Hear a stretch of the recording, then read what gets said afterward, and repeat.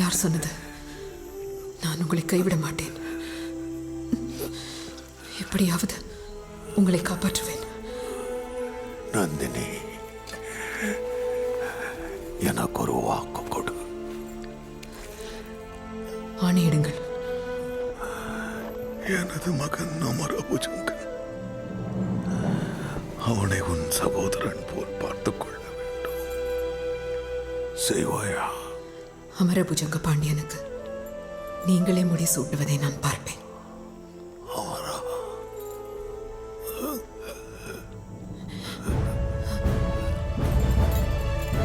ரவிதாசா, ஆனால் அவளை கைவிட்ட அந்த துரோகி அவரை விடவில்லை.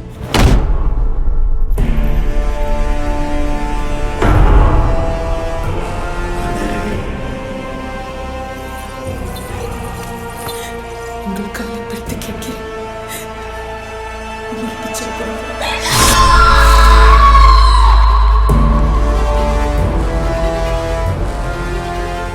வாசுகி, நான் மறக்கவில்லை.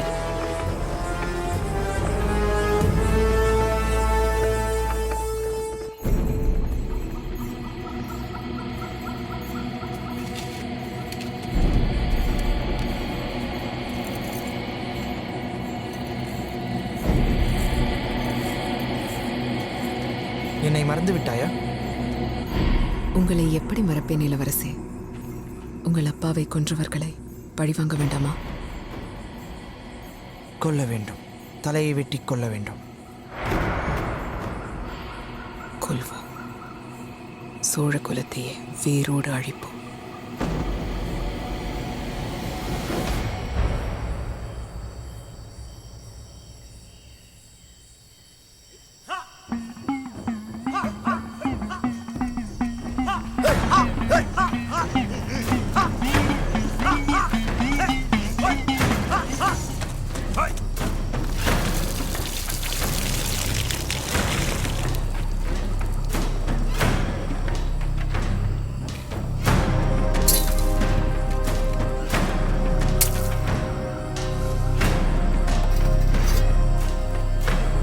பாண்டிய ஆபத்துதவிகளே, நம் முதல் எதிரி ஆதித்த கரிகாலன் அருண்மொழியின் மரணச் செய்தியை கேட்டு மதம் பிடித்த யானை போல் கிளம்பி வந்து கொண்டிருப்பான்.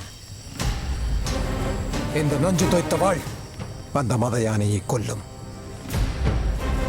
மகனுக்கு எரியூட்ட தன் அரண்மனையின் கட்டுக்காவலை விட்டு சுந்தர சோழன் வெளியே வந்தாக வேண்டும். அதுவே நம் தருணம். உடனடியாக அவரும் கொல்லப்பட வேண்டும்.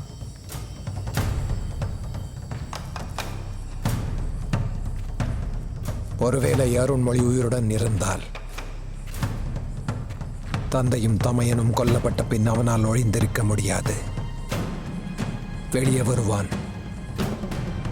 பாண்டியர்களின் பழிக்கு இரையாவான். ரவிதாசா,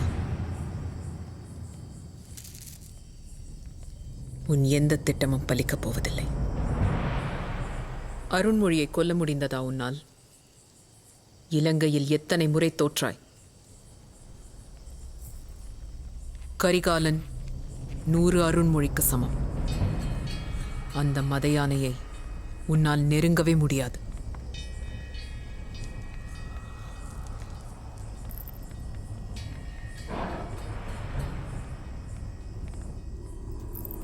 அவர்கள் மூவரில் எவர் முதலில் கொல்லப்பட்டாலும் மற்ற இருவருக்கும் 7 சுற்று பாதுகாப்பு அளிக்கப்படும்.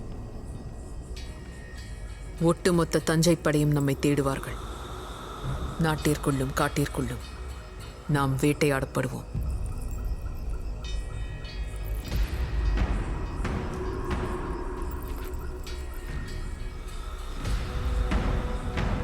கரிகாலன் கடம்பூரில் என் கைகளால் கொல்லப்படுவான். இதுவே நடக்கும். கரிகாலன் கடம்பூருக்கு வருவான் என்பது என்ன நிச்சயம்? வரச் சொல்லியது நான்.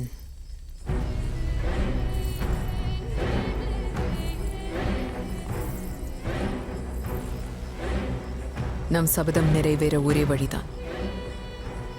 வரும் பௌர்ணமி நாளில் ஒரே சமயத்தில் 3 புலிகளும் கொல்லப்பட வேண்டும்.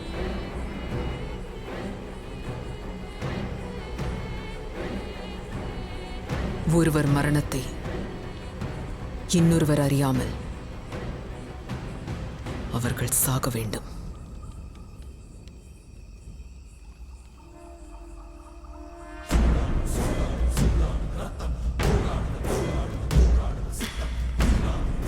நாம் வீரபாண்டியரின் சிதையின் முன் எடுத்துக்கொண்ட சபதம் நிறைவேற வேண்டும்.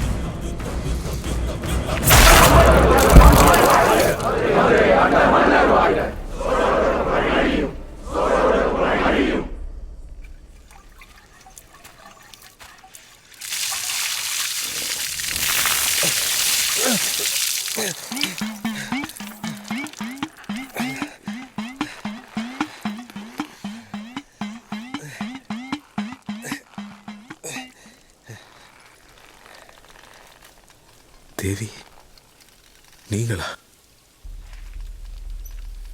ஒரே ஒரு கேள்விக்கு பதில் சொல்லிவிட்டால் திரும்பவும் வல்லத்துக்கு தலையோடு போகலாம். தேவி, நான் கிளம்பும்போது அம்மாவிடம் தலையோடு தான் வருவேன் என்று சொல்லிவிட்டு வரவில்லை. என்ன பெரிய தலை, போனால் போகட்டும்.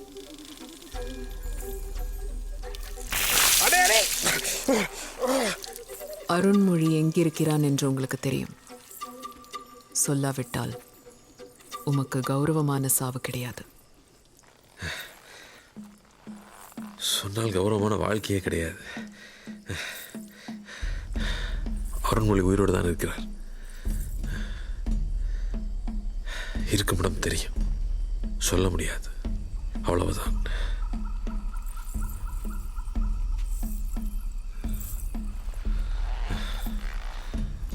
ஆனால் உங்களை பற்றி ஒரு பெரிய ரகசியம் எனக்கு தெரியும்.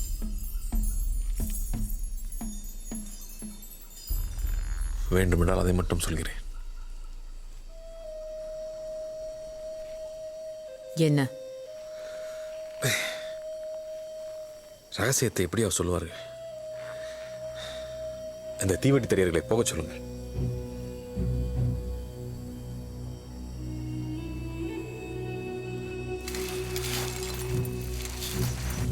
இளவரசி,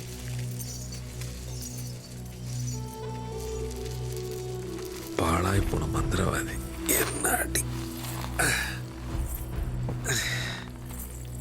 தஞ்சையில் பழுவூர் அரசி போல இருக்கிறீர்கள், இங்கே காட்டில் பாண்டி அரசி போல இருக்கிறீர்கள். உண்மையில் நீங்கள் எங்கெல்லாம் அரசி? நீங்கள் சொன்ன ரகசியம் என்ன? அதை சொல்லுங்கள். உங்களைப் போலவே இருக்கும் ஒரு பெண்மணியை பார்த்தேன். உங்கள் அம்மா என்று சொன்னால் யாரும் நம்புவார்கள்.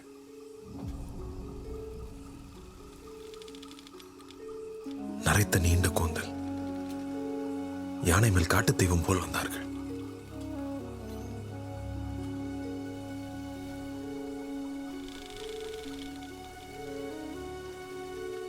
போய் அவர்களை பற்றி ஒரு அடையாளம் சொல்கிறேன். அவர்களால் வாய் பேச முடியாது.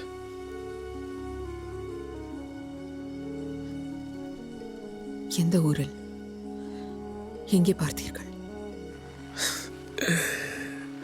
அதை சொல்லிவிட்டு இந்த காட்டில் அனாதையாக சாக நான் எனக்கு இருக்கேனா? என் உயிருக்கு உத்தரவாதம் வேண்டும். உங்கள் ஆட்கள் யாரும் என்னை துரத்தக்கூடாது. நான் உறுதி தருகிறேன். இந்த வாழ் மேலானை உம்மை கொல்ல மாட்டோம். அப்பாடா, தலை தப்பியது. ஒரு மனிதனுக்கு தலை மிக மிக முக்கியம் தேவி. எங்கே அந்த வாளா? பூ போல் என் கட்டுகளை அவிழ்த்து விடுங்கள் பார்ப்போம்.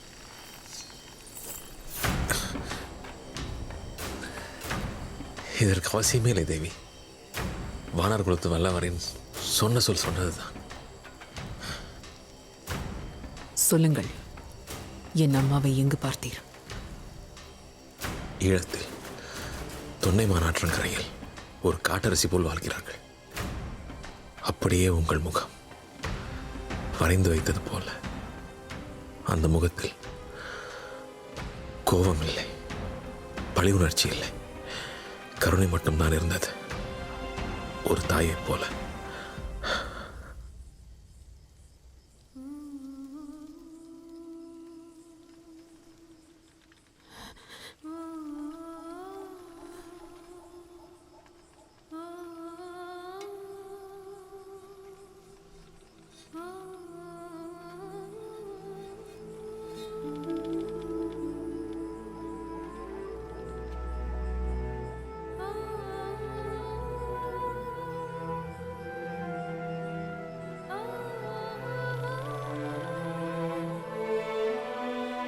கண்களில் நீர் வழிந்தாலும் நீங்கள் பேரழகிதான்.